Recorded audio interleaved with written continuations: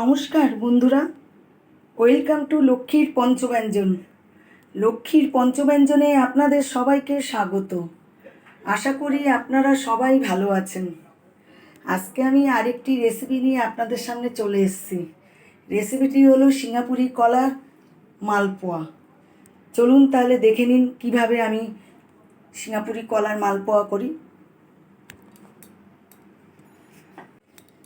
দুখানা কলা নিয়ে নিয়েছি আমি, সিঙ্গাপুরি কলা। তার মধ্যে আমি এই বাটির হাফ বাটিতে, মানে এই যে এই কাপের যে সুজি ততটুক আমি চিনি নিয়েছি মেপে। চিনিটা আমি দিয়ে দিচ্ছি। চিনি দিয়ে আমি ভালো করে মেখে নেব, তাহলে কলাটা নরম হবে।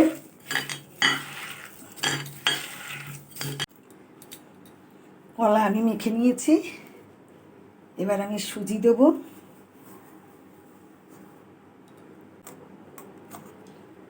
গুঁড়ো দুধ দেব, আমুল স্প্রে দুধ। আমুল স্প্রে দুধ দিচ্ছি হচ্ছে টেস্ট হওয়ার জন্য। এই ময়দা দেব,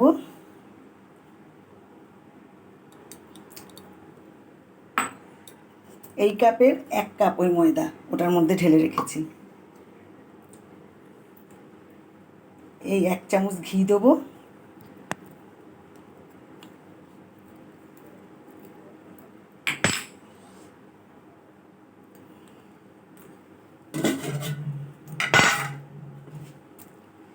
এবার আমি এই 1 কাপ দুধ দেবো, লাগলে পরে আবার দেবো। কিছুটা দিয়ে আগে মেখে নিই, তারপরে।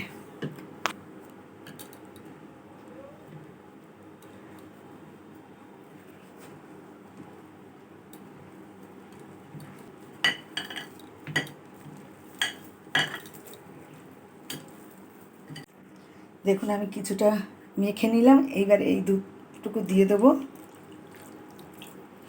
আর একটু দুধ আমি ঢেলে নেব, যদি লাগে পরে দেব। এতটা দুধ ঢেলে নিলাম। আর এই একটু নুন দিচ্ছি। এই মশলাগুলো আমি গুঁড়ো করে নিয়ে আসছি, এটাকে মেখে ঢেকে রেখে। মাখা হয়ে গেছে, পরে আবার দুধ লাগলে দেবো। আর একটু দুধ আমি এখান থেকে দিয়েছি কাপটার থেকে। এবার আমি এটা সেটে আসার জন্য ঢেকে রাখবো। মশলা গুঁড়ো করে পরে দেবো, যখন মালপা ভাজবো তখন। এবার আমি 8 ঘন্টা বাদে চলে এসেছি। দেখুন,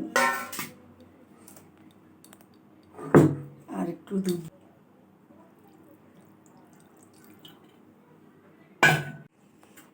বাটিতে আরও যেই দুধটা ছিল সেই দুধটাও দিয়ে দিলাম। আমি এই গোলমরিচটা পুরো গুঁড়ো করিনি, হাফ ডাস্ট করেছি। অনেকে মালপার মধ্যে মৌরি গোটা দেয়, মুখে পড়লে ভালো লাগে। এইটাও মুখে পড়লে ভালো লাগবে।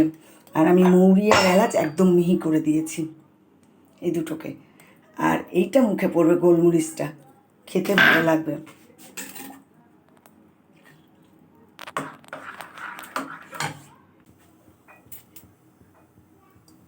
তেল দিয়ে দিচ্ছি আমি, সাদা তেল।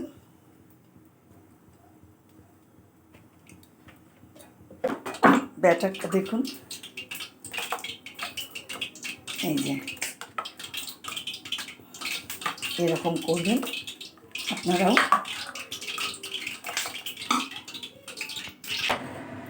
তেল গরম হয়ে গেছে, এবার আমি ছেড়ে দিচ্ছি।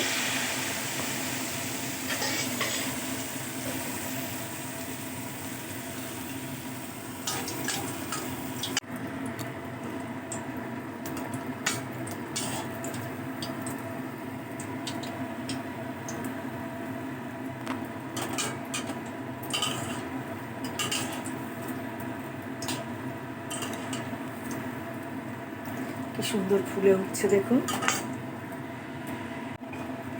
এবার তুলে নিচ্ছি, কি সুন্দর হচ্ছে দেখুন।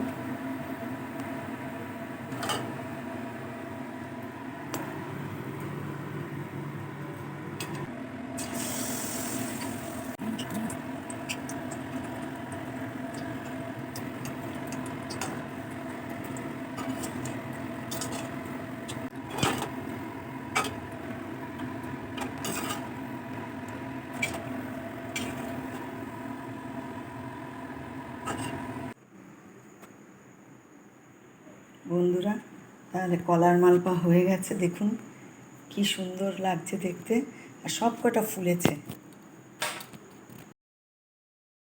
এই রেসিপিটি দেখে যদি আপনাদের ভালো লাগে তাহলে কমেন্ট করে জানাবেন। নতুন নতুন ভিডিও পাওয়ার জন্য চ্যানেলটি সাবস্ক্রাইব করে দেবেন, লাইক করবেন, শেয়ার করবেন। ভালো থাকবেন, সুস্থ থাকবেন। আবার আসবো আমি নতুন নতুন রান্না নিয়ে আপনাদের সামনে।